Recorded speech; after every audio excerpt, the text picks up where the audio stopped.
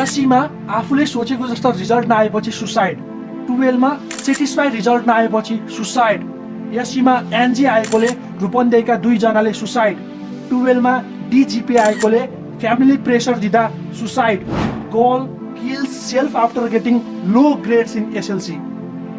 Problem त unemployment नै भइहाल्यो। अब यत्रो ग्रेजुएटेड छ 80% अनइम्प्लोइड छ होला कि आज के भयो त ग्रेजुएट भएर के भयो जिउन पनि त भएन। अनि अब तपाईको त्यो विदेश कति गइरहेछ थाहा छ होला तपाईलाई। तपाईले मलाई सोध्नु हो तपाईले मलाई यो भुइँचालोमा घर किन भत्किन्छ हामीले बिम किन हाल्छौँ पिलर किन हाल्छौँ फुटिङ्स किन हाल्छौँ भनेर मैले तपाईलाई बुझाउन सकिनँ भने मेरो इन्जिनियरिङ डिग्रीको काम छैन क्या भएर हाम्रो यो एजुकेसन सिस्टम फेल हुनुमा चाहिँ के छ भन्दाखेरि त्यो बुझाउन पनि नसकेको हो क्या। इमेजिन दिस, तपाईले 16 वर्ष पढाइमा बिताउनुहुन्छ, नर्सरीदेखि ब्याचलरसम्म, डिग्री पाएपछि लाग्छ अब जीवन सेक्योर छ, तर रियालिटी के देखिन्छ? जब छैन, इन्टरभ्यूमा एकपछि अर्को असफल, आत्मविश्वास घट्दै जान्छ, मानिसहरू तुलना गर्छन्, टिप्पणी गर्छन्, तपाईँ बोल्न छाड्नुहुन्छ, रुममा बन्द बस्नुहुन्छ, आँसु पुज्दै भोलि केही राम्रो होला भनेर प्रे गर्नुहुन्छ।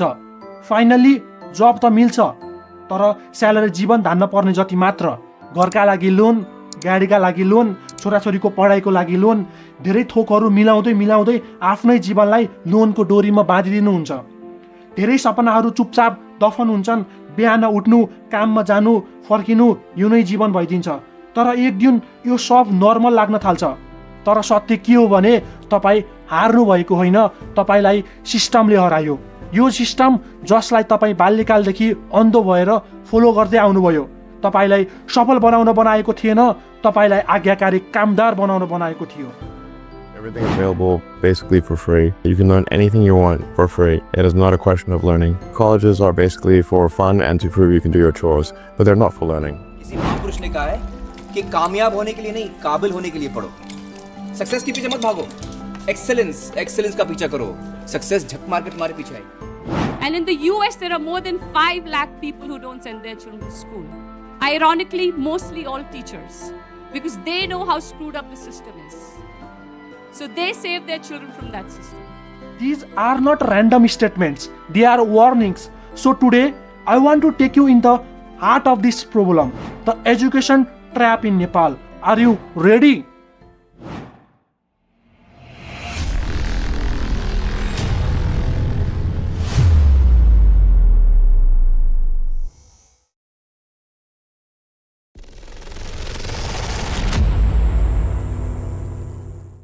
भारी बोकेर मात्र त भएन नि, त्यो भारी भित्र रहेका पुस्तकहरूबाट कतिको ज्ञान हासिल गर्न सकिन्छ त भन्ने सोच्न एकदमै जरुरी छ। अनि मात्र शिक्षामा परिवर्तन आउँछ जस्तो मलाई लाग्दछ। Year 2023 journal of Nepal medical एसोसिएसनमा प्रकाशित एक रिसर्च स्टडीले काठमाडौँको कक्षा 8, 9 र 10 का स्टुडेन्ट्सलाई स्टडी गर्यो।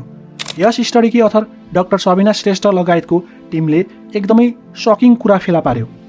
95 स्टुडेन्ट्स मध्ये 31 जनामा डिप्रेसन, 36 जनामा एङ्जाइटी र 3 जनामा स्ट्रेस देखेको थियो। एट लास्ट यो रिसर्चमा एउटा सकिङ कुरा के भेटेको थियो भने डिप्रेसन फिमेल्समा भन्दा बढी मेल्समा देखियो, जुन इन्डियाको रिसर्चसँग पनि सिमिलर थियो। हाम्रो एजुकेसन सिस्टम जुन छ त्यो सिस्टम असाध्यै परम्परावादी भयो। Year 2013 journal of Nepal pediatric सोसाइटीमा प्रकाशित एक research, team led by doctor Naveen Mishra, analysed suicide cases from 2005 to 2009। यो रिसर्च अनुसार 15.8% सुसाइड केस एकाडेमिक फेलियरको कारणले भएको थियो। फ्रम दिस टेबल 87 स्टुडेन्ट्सले एकाडेमिक फेलियरको कारणले सुसाइड गरेका थिए। 46.6% belong to the grade 10 level. Yes, आधा जति सुसाइड केस ग्रेड 10 को विद्यार्थीका थिए। यो नै त्यो आइरन गेट हो जुन वर्षौंदेखि विद्यार्थीको मानसिकतामा डरको पहाड बनेर बसेको छ। यो न्युज अनुसार एससीमा फेल भएपछि एउटै विद्यालयका 2 छात्राले गरे आत्महत्या। नेपालभरि एससीको नतिजा सार्वजनिक भएको दिन धेरैको घरमा हाँसो थियो, तर धेरैका घरमा डर र निराशा मात्र थियो। रूपन्देहीको देवदह नगरपालिकाको एक बोर्डिङ स्कुलका 2 विद्यार्थी 15 वर्षीय पूजा न्यौपाने र 18 वर्षीय सृष्टि गुप्ता, उनीहरूको एससीमा नतिजा एनजी। एकै विद्यालयका 2 किशोरी, एकै नतिजा र दुर्भाग्यवश एकै निर्णय। त्यो रात उनीहरू दुवैले आफ्नै घरमा आत्महत्या गरे। यी दुवै बच्चाहरू असफल थिएनन्, तिनीहरूको क्षमता, तिनीहरूको सपना सबै अधुरै थिए, तर समाजले, सिस्टमले उनीहरूलाई एकैचोटि तिमीहरू असफल हौ भनेर थिचिदियो। यसी जसलाई हामी आइरन गेट भन्छौँ बालबालिकाको भविष्य खोल्ने ढोका होइन, तनाव, कम्पेरिजन र डरको पर्खाल बन्दै गएको छ। कसैले सुनेन पूजाभित्रको रोदन, सृष्टिको डर, उनको आत्मसम्मान टुट्दै गरेको आवाज। के 15 वर्षको उमेरमा असफल भन्नु आवश्यक थियो? के 18 वर्षमा जीवन सकियो भन्ने सोच हाम्रो एजुकेसन सिस्टमले रोपेको होइन? जुन क्षण विद्यार्थीहरूले आफ्नो भविष्य बनाउने समय हो, त्यही क्षण उनीहरू जीवन समाप्त गर्ने निर्णय गर्दैछन्। जब समाजले एउटै मात्र परीक्षालाई आइरन गेट भन्छ, बालबालिकाले पनि विश्वास गर्छन् यो फेल भए जीवन नै समाप्त। बालबालिकाको जीवन एक मार्कसिट भन्दा धेरै ठुलो हुन्छ, तर हामीले त्यो कुरा बिर्सियौँ। Rest in peace to that beautiful sole.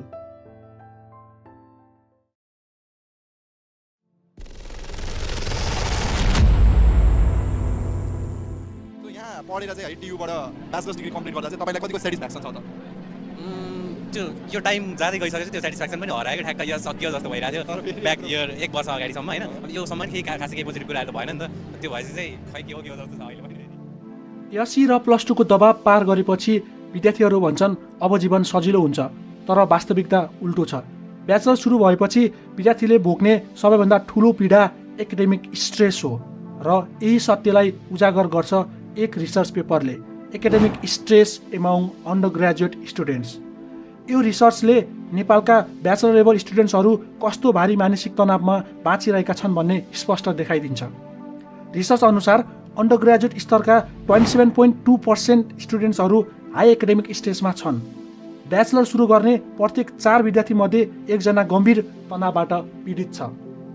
74% students examination टाइममा अत्याधिक तनावमा रहन्छन्। 25% स्टुडेन्ट्स प्यारेन्ट्स एक्सपेक्टेसनका कारण तनावमा छन्। नेपाली प्यारेन्ट्सको डाइलग पास गर, राम्रो मार्क्स ल्या अनि राम्रो जब गर। यसरी हेर्दा parents expectation is not motivation, it has become pressure. Study भन्छ पियर कम्पिटिसन इज इन्टेन्स। नेपालको कलेजमा साथीहरूलाई हराउनु पर्ने, मार्क्सले जित्न पर्ने, मार्कसिटमा टप देखिन पर्ने, यही नै मानसिकता फैलिएको छ। एन्ड फाइनल्ली यो रिसर्च अनुसार more than 60% of students worry about getting a job even after passing. सकेको साथी चाहिँ ऊ गयो, आइस गरेर अस्ट्रेलिया गयो, अनि म यहाँ ब्याचलर पढेँ, ऊ अहिले रजिस्टर्ड नर्स छ, उहाँ हामी यहीँ छौँ यत्तिकै। विक्रम सम्वत 2081 साल पुस 8 गते सोमबारको दिन भक्तपुरको बालकोटमा एक डरलाग्दो घटना भयो, जसले नेपालको उच्च शिक्षा प्रणाली, परिवारको अपेक्षा र समाजको दृष्टिकोण सबैलाई छर्लङ्ग रूपमा उजागर गरिदियो। कुलप्रसाद आचार्य र उनका 2 छोराहरू मिलन र प्रवीण, तीनैजना रातिको खाना खाएर सुत्न गए। सबै कुरा सामान्य जस्तै देखिन्थ्यो, तर बिहान कुलप्रसाद र प्रवीण मृत फेला परे र मिलन गायब थिए। केही घन्टापछि मिलनले आफै प्रहरीमा गएर स्वीकारे, मैले नै बुबा र भाइको हत्या गरेँ र म आफै पनि मर्न गइरहेको थिएँ। अब प्रश्न उठ्छ, किन यस्तो भयो? मिलन ब्याचलर सकिसकेका हजारौँ युवाहरूमध्ये एक थिए, तर डिग्रीले उनलाई भविष्य र आशा दिएन। नेपालको शिक्षाले स्किल्सभन्दा सर्टिफिकेटको माग गर्छ, डिग्रीले जीवन बनाउँछ भन्ने भ्रम हाम्रो समाजले रोपिदिएको छ। यो केवल एक घटना होइन, यो नेपालको हायर एजुकेसन सिस्टमको सबैभन्दा दर्दनाक परिणाम हो। ब्याचलर सकिएपछि विद्यार्थीहरूलाई अवसर मिल्दैन, गाइडेन्स मिल्दैन, आर्थिक सपोर्ट मिल्दैन, केवल एक्सपेक्टेसन, प्रेसर र कम्पेरिजन मात्रै पाइन्छ। हाम्रो शिक्षा प्रणालीले जसरी क्लास 10 र 12 मा बच्चाहरूलाई दबाब दिन्छ, ठिक त्यस्तै दबाब ब्याचलर पछि पनि कहिल्यै सकिँदैन। ब्याचलरले ड्रिम दिन्छ भनिन्छ, तर नेपालमा bachelor is not education, it is a waiting room of frustration. हाम्रो समाजले हरेक युवालाई पास गर पास गर पास गर भन्दै दबाब दिन्छ, तर कहिल्यै सोध्दैन आर यु ओके? यही हो नेपालमा कलेज लाइफको वास्तविकता, the second trap. Finally bachelors degree त सके, अब चाहिँ के गर्ने होला त लाइफमा? मैले मास्टर जोइन गरेछु। त्यसपछि चाहिँ के गर्ने होला त? त्यसपछि धेरै क्वेसन भयो त।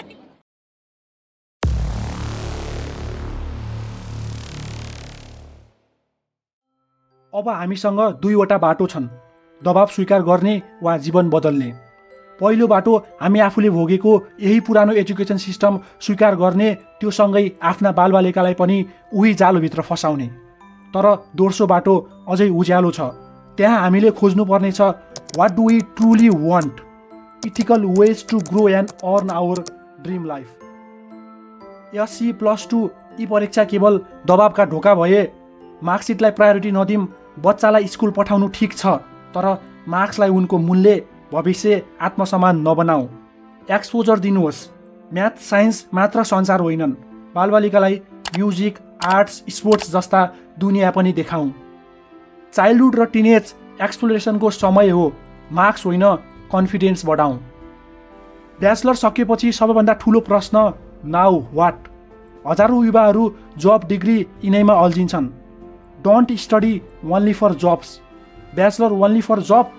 No, study to gain skills, not just a certificate. Take a passion year instead of drop year. MBBS इन्ट्रान्सको लागि 1 वर्ष, इन्जिनियरिङको लागि 1 वर्ष, फरेनको लागि 1 वर्ष हामीहरूले ड्रप लिने गर्छौँ, तर सेल्फ डिस्कभरीको लागि हामीले ड्रप कतिपटक लिएका छौँ? के हामीले कहिल्यै 1 वर्ष आफ्नो इन्ट्रेस्ट बुझ्न, अपर्च्युनिटिज एक्सप्लोर गर्न ड्रप लिएका छौँ? तपाईँलाई के चाहिन्छ? स्टेबल एभरेज लाइफ कि बिग मिनिङफुल फुलफिलिङ लाइफ? निर्णय तपाईँको हातमा। तपाईँले यो डकुमेन्ट्री अन्तिमसम्म हेरिदिनु भएकोमा मनैदेखि नै धन्यवाद। यो डकुमेन्ट्री बनाउन कति दिन, कति रात, कति मेहनत र रिसर्च लाग्यो मलाई पनि थाहा छैन।